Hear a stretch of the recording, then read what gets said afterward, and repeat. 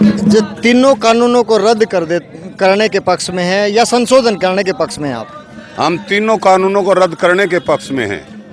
रूमों में बैठ के दिल्ली में इन्होंने फैसले करे थे, तीनों कानून पूरी तरह से गलत है। इनका भी थोड़े दिनों बहिष्कार कराएं, जिन भारत बंद दुकान बंद नहीं करी ना, आम ने उसके तलब अफवाह भी खरीदा। सिस्टम है जो ये बीजेपी सरकार है, इस पे गारंटी दे और एक चौथा कानून और इसमें जोड़ा जाए जिसमें जो एमएसपी से कम जो भी फसल लेगा उसके खिलाफ मुकदमा दर्ज होने का एक प्रावधान इस बिल के अंदर लाया जाना चाहिए। हिंदुस्तान का किसान कह रहा है कि नरेंद्र मोदी किसान विरोधी है। जो दरार पड़ रही थी नहीं, वो दरार हमारा हरियाणा और पंजाब ने वह मेट दी है।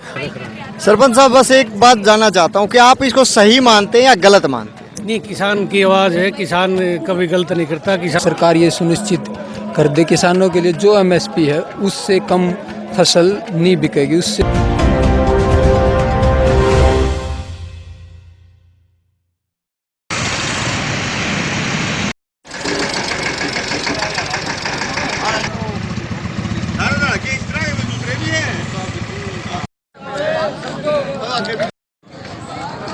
अनिल जी हैं, अनिल भाई, अनिल जागलान भाई। अनिल जी, आपका स्वागत है सिटी जींद पे।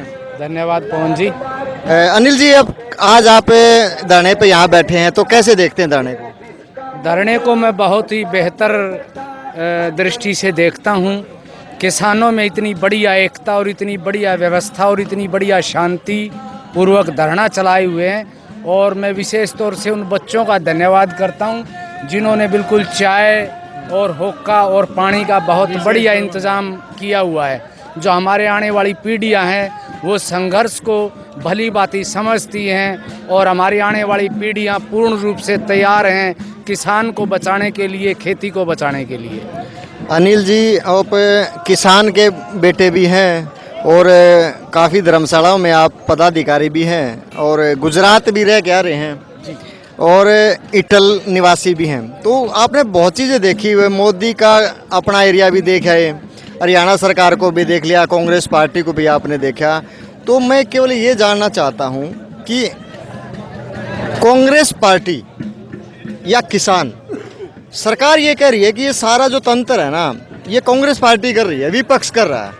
तो मैं भाई साहब उस पर आपकी बिल्कुल स्पष्ट राय जानना चाहता हूँ कि तो उसको आप कैसे देखते हैं कि भाई कांग्रेस उसका समर्थन करिए, गलत है कि सही है?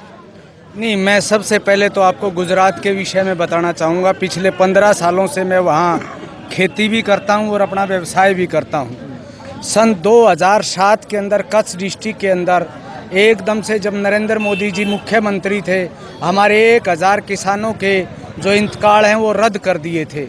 उन्होंने ये कहा था कि हिंदुस्तान में सिर्फ गुजरात का ही जो किसान है वो गुजरात के अंदर खेती योग्य ज़मीन ले सकता है, उसके बाहर का नहीं।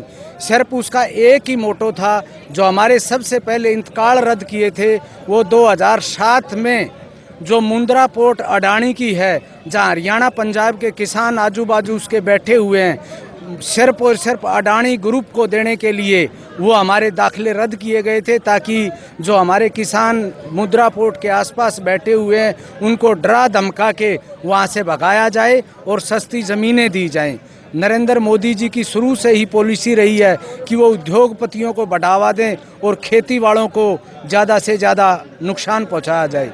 और जो मैं बताना चाहूँगा आपके चैनल के माध्यम से कि 2014 में जब हमारे प्रधानमंत्री आज के वर्तमान उस टाइम गुजरात के मुख्यमंत्री होते थे, तो उन्होंने रेवाड़ी में एक जनसभा की थी, जो सबसे पहली जनसभा थी उनकी प्रधानमंत्री पद बढ़ने के बाद। तो गुजरात से हम कुछ साथी किसान यहाँ बैठ के रेवाड़ी में उनके खिलाफ धरने पे बैठे हुए थे। तो जो आज पूरा हिंदुस्तान नारे लगा रहा है गुजरात का मोदी, नरेंद्र मोदी गुजरात किसान विरोधी, वो हमने 2014 में लगाए थे उनके खिलाफ रेवाड़ी में। उस टाइम हमारे साथी कहते थे कि आपने कुछ लिया हुआ है इसलिए आप नरेंद्र मोदी के विरोध में बैठे थे और नरेंद्र मोदी बहुत बढ़िया आदमी है। आज वही किसान, आज पूरे हिंदुस्तान का किसान पूरा सड़कों के ऊपर है, दिल्ली के चारों ओर है और पूरे हिंदुस्तान का किसान कह रहा है कि नरेंद्र मोदी किसान विरोधी है।